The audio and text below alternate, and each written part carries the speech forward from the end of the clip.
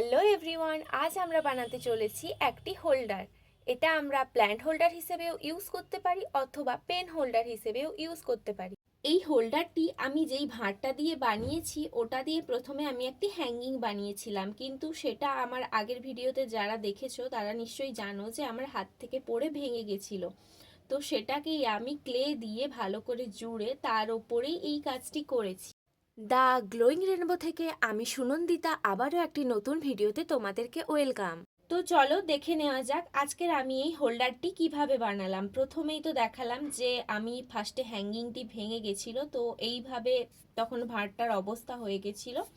তো সেটাকেই আমি ক্লে দিয়ে জুড়বো। এরপরে এই কাজটি ছিল অনেকটা ধৈর্য এবং সময় সাপেক্ষ।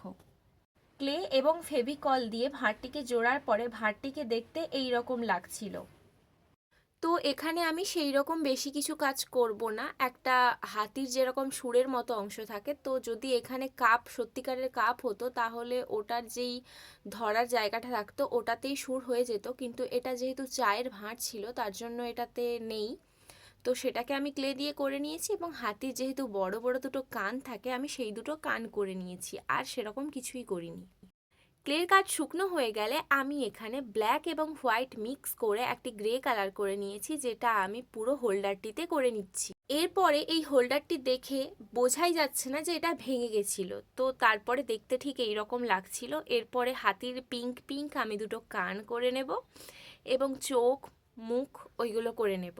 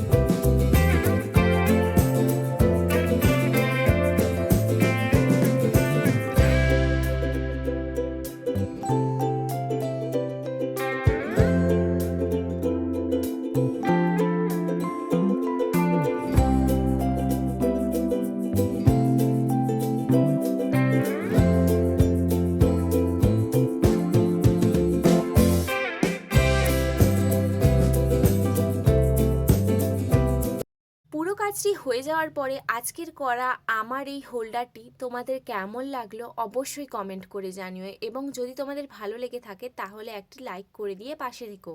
আর প্রত্যেক দিন এইরকম নতুন নতুন ক্রাফট আইডিয়া দেখার জন্য আমার চ্যানেল দ্য গ্লোয়িং রেনবোর পাশে অবশ্যই থেকো। আজকের মতো এতটুকুই। Thanks for watching.